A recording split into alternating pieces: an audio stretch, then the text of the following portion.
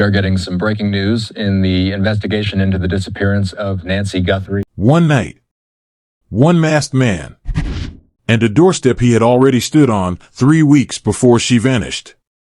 Think about that for a second. Someone had been watching, coming back, planning. And by the time anyone realized what was happening, it was already too late. That's exactly what occurred in Tucson, Arizona, to an 84-year-old woman living quietly in a retirement neighborhood. And when the FBI rewatched the doorbell footage they already had in their possession, they found something that stopped them cold. He had been there before, silently, observing, 3 weeks earlier. And by the time they saw it, Nancy Guthrie was already gone. Welcome to the Case Code, where we go deeper than the headlines, deeper than the press releases, and deeper than what most people are willing to talk about. If you're new here, hit that subscribe button and turn on notifications, because this case is still unfolding and we are going to follow every single thread. Nancy Guthrie was not a public figure. She was a private woman, 84 years old, living alone in a quiet retirement community in Tucson, Arizona. A neighborhood where people know their neighbors, where the pace is slow, where nothing dramatic is supposed to happen. Most of the country had never heard her name until they learned whose mother she was. Nancy is the mother of Savannah Guthrie, the co-host of NBC's Today Show, one of the most recognized faces in American morning television. And that contrast tells you everything about who Nancy was as a person. Her daughter is on national television every single morning. And Nancy chose to live privately, quietly, away from all of it. That's the woman we're talking about. Not a celebrity. Not a headline. A mother. A grandmother. A woman who deserved to live out her years in peace. February 1st. That is the day Nancy Guthrie was last seen. And from the very beginning, law enforcement made something absolutely clear. They did not use the phrase wandered off. They did not say she was disoriented. They did not suggest she had somehow gotten lost. They used one specific word, abducted. She was taken. That was the official position from the start.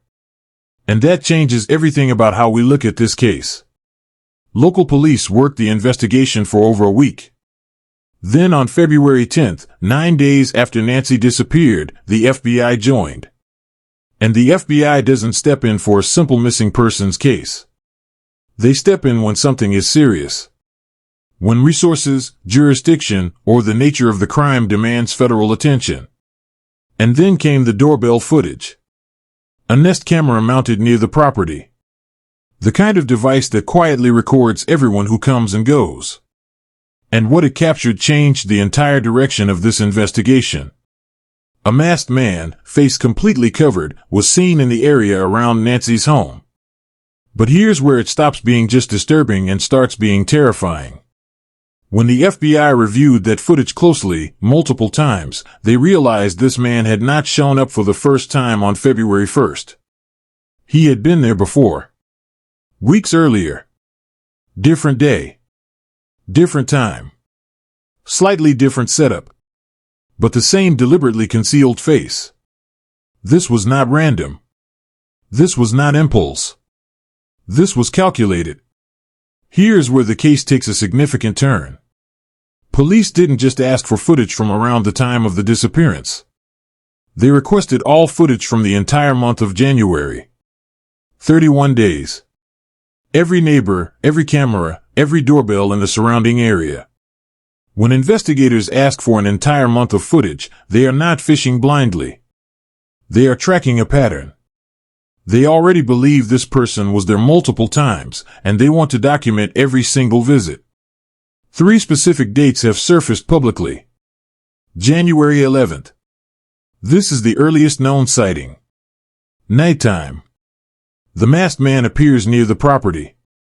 Neighbors in the area flagged unusual activity on the Ring app that same night, between 9 p.m. and midnight. But no one connected the dots. Not yet. January 24th. A second sighting. Similar behavior. Similar concealment. Still, no one realizes what is actually being set in motion. January 31st through February 2nd. This is the critical window. One day before Nancy disappears through one day after. The final phase of whatever this person was executing. Now take a step back and think about what this timeline means.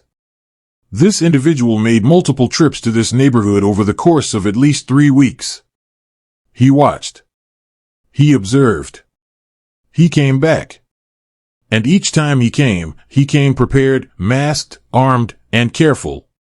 There are two possible explanations investigators are working with. First, they may already have a suspect and are building a documented pattern of behavior to establish premeditation. Second, forensic evidence or digital data has revealed that unusual activity around this property began far earlier than initially understood. Either way, both roads lead to the same conclusion. This was a planned operation. Here's what we know about the man on that footage. Height, approximately 5 feet 9 inches to 5 feet 10 inches. Medium build. Nothing physically distinctive at first glance, and that appears to be entirely intentional. He was designed to blend in. On his back, a 25-liter black Ozark Trail backpack. If that name sounds familiar, it's because you've walked past it 100 times at Walmart. Under $30. Completely generic. No logo, no distinctive color, nothing that would make anyone look twice. The kind of bag a jogger carries. A college student. A delivery driver.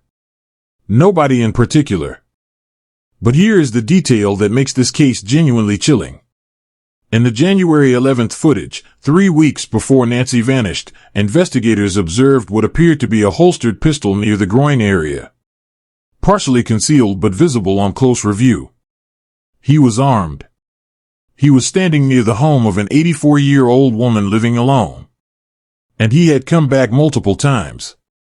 There is also a notable difference between the January 11th sighting and the February 1st appearance. His gear was not identical. The setup had changed slightly, which tells investigators this was not one spontaneous decision. This person adapted, adjusted, and returned. He was refining his approach each time.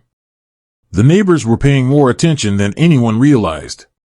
On January 11th, the Ring app, a neighborhood safety platform where residents share alerts and suspicious activity, lit up between 9 p.m. and midnight. Multiple posts flagged an unfamiliar person in the area moving in a way that didn't feel right. Nothing criminal enough to call police about.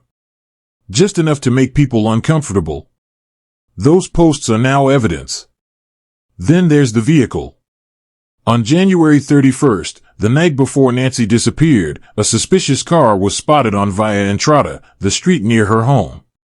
Whether that vehicle is directly linked to the masked man has not been officially confirmed, but investigators are actively pursuing that connection. A vehicle means a direction. A direction means a trail. And then there is Aldine Meister, a neighbor who came forward with something simple but significant. She saw a man in mid-January walking through the area at an unusual pace. Hat pulled low.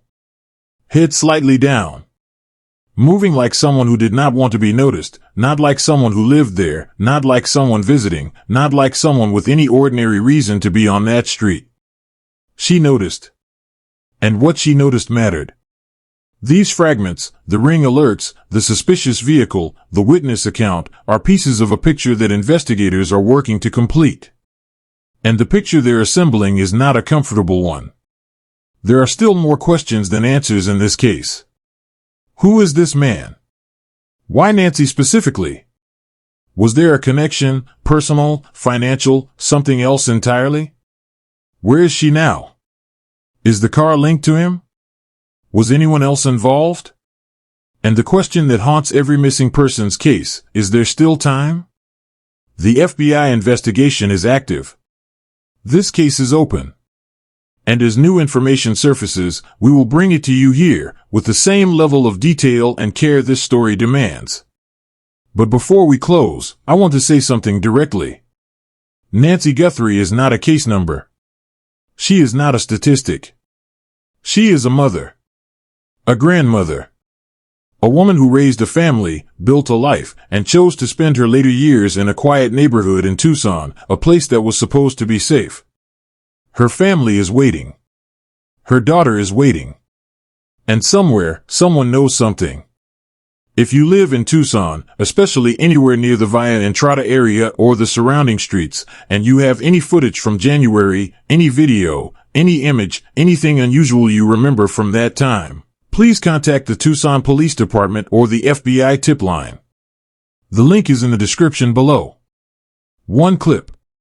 One memory. One detail could be the thing that brings Nancy home. Subscribe to the Case Code. Turn on notifications. And as always,